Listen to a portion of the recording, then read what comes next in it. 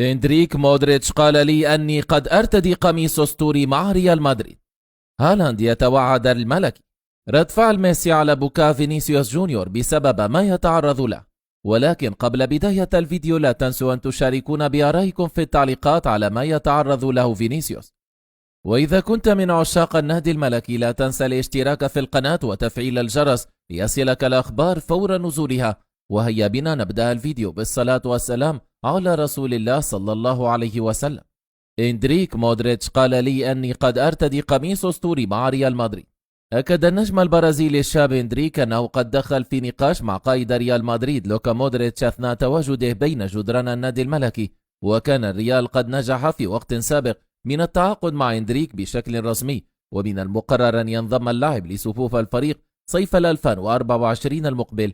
وفي تصريحات صحفية أكد الدول البرازيلي أنه قد دخل في حديث مع مودريتش أثناء تواجده في المدينة الرياضية الخاصة بريال مدريد بشأن رقم قميصه المستقبلي مع الميرينجي. وقال إندريك في تصريحاته: عندما قابلت مودريتش في غرفة ملابس الريال كان يتواجد قميصه رقم 10 معلقا، وقال لي: من يدري قد تملك أنت المقعد المجاور لي رقم 9 وبجواري هنا في الغرفة بالموسم المقبل.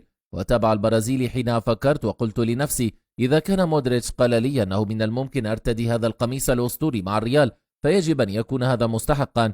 ومن جهة أخرى أكد إندريك أنه يحلم بمصافحة النجم البرتغالي كريستيانو رونالدو، حيث قال: يمكنك أن تشاهد أي شيء على موقع يوتيوب.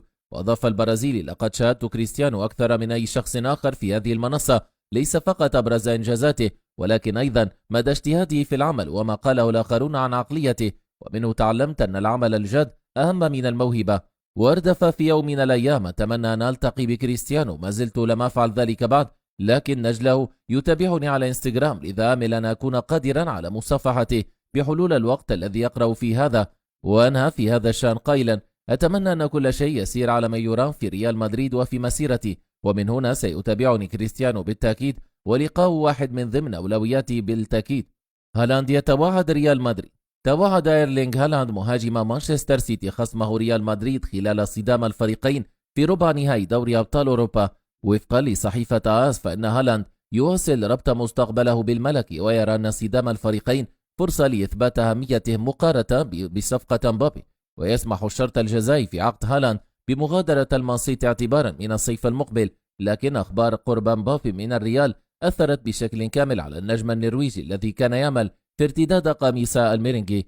ووفقا لما صدر مطلع فلا يزال هالاند يرى نفسه مؤهلا للعب مع الريال، ويدرك أن صدام ربع نهائي تشامبيونز ليج فرصة لتقديم أوراق اعتماده لإجبار الميرينجي على التحرك لضمه مستقبلا.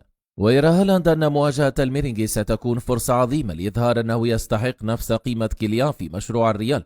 ولم يتألق هالاند كثيرا في المرة الأخيرة التي التقى فيها الفريقان في نصف نهائي دوري الأبطال بالموسم الماضي، وفشل في هز شباك الميرينجي خلال المباراتين.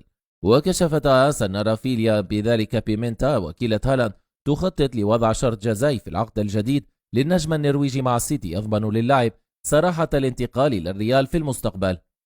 رد فعل ميسي على بكاء فينيسيوس جونيور بسبب ما يتعرض له. شهد المؤتمر الصحفي الخاص بمباراة منتخب البرازيل الودية أمام نظيره منتخب إسبانيا بكاء النجم البرازيلي فينيسيوس جونيور بعدما تلقى الكثير من الأسئلة بشأن تعرضه للعنصرية. وقال فيني في المؤتمر الصحفي الخاص بالمواجهة: إسبانيا ليست دولة عنصرية، ولكن هنالك الكثير من العنصريين ومنهم العديد في الملاعب، ولم أفكر في ترك الدوري الإسباني لأنني أترك هذا الدوري سأمنح العنصريين ما يريدون. وأضاف: أستمد القوة من عائلتي لأني أتيت من مكان لم يكن لديه الكثير من المستقبل، وبكل تأكيد لاعب كرة القدم مهم، ولكن مكافحة العنصرية أهم بشكل كبير، والعنصرية تحدث في العالم كله وليس في إسبانيا فقط.